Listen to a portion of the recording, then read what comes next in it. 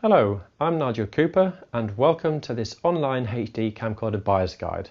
Like all the other guides in this series, it is in fact just a guide and not a camcorder review.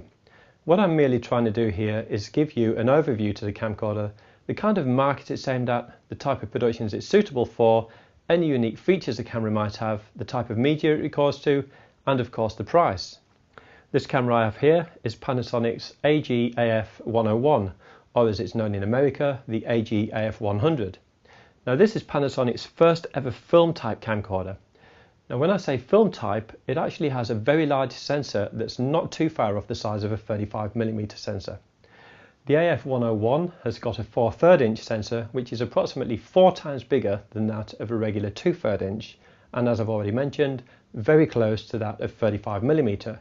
Now this allows you to get a very narrow depth of field as well as a wider angle of view, like what you see in Hollywood movie productions.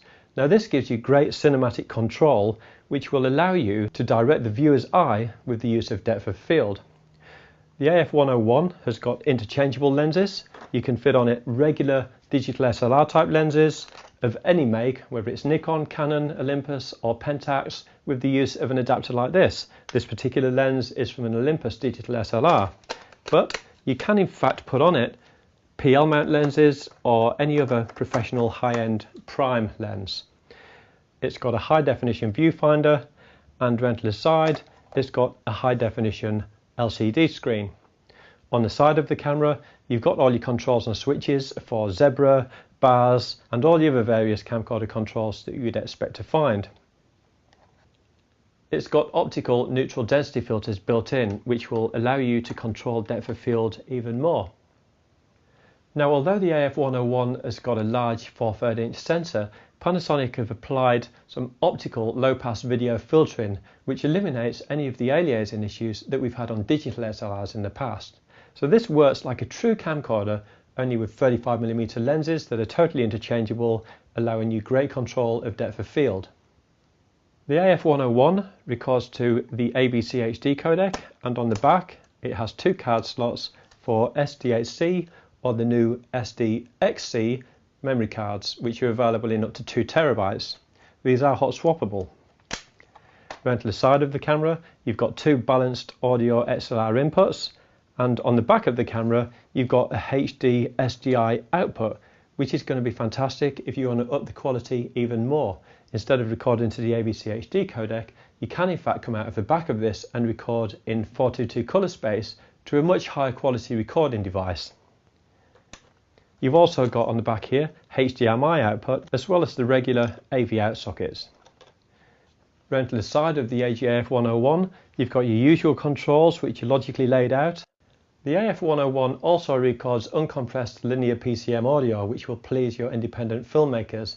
Linear PCM uncompressed 16-bit audio is far superior to the quality of audio recorded on HDV. The 101's also got overcrank and undercrank. But this camera also has a few other tricks up its sleeve as well. Around the side here and on top there's a little hook where focus pullers can attach their tape measures. This has got a little symbol behind it telling you that this is lined up with the sensor. Also, if you're a Canon EOS user, you can still use Canon's EFS type lenses that are fully automatic.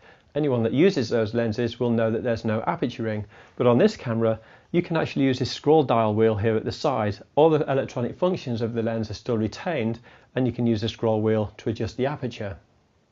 So who's the Panasonic AG-AF101 aimed at? I would say at the price point that this camera is, which is approximately £3,995, and coupled with the fact that it's got that large, almost 35mm size sensor with interchangeable lenses, it's got 24 and 25p progressive as well as interlaced, it's an ideal choice for independent filmmakers. In fact, I would say this is a camcorder that low-budget independent filmmakers have been waiting for around 20 years now. It really does have everything that you would need as an independent low-budget feature filmmaker. Interchangeable lenses, 35mm, a large 4/3 inch sensor which is almost the same size as a 35mm film frame. You've got 24p and 25p progressive modes, and it records onto solid state, relatively cheap media, SDHC and SDXC cards. It's got overcrank and undercrank, so you can pull off some really good quality slow motion shots. This handle along the top of the camera and the side grip on the side are removable. There's just 2 screws here and here that allow this to be removed, and same for the side grip on the side. 2 screws here and it can be removed, so the camera can be stripped down.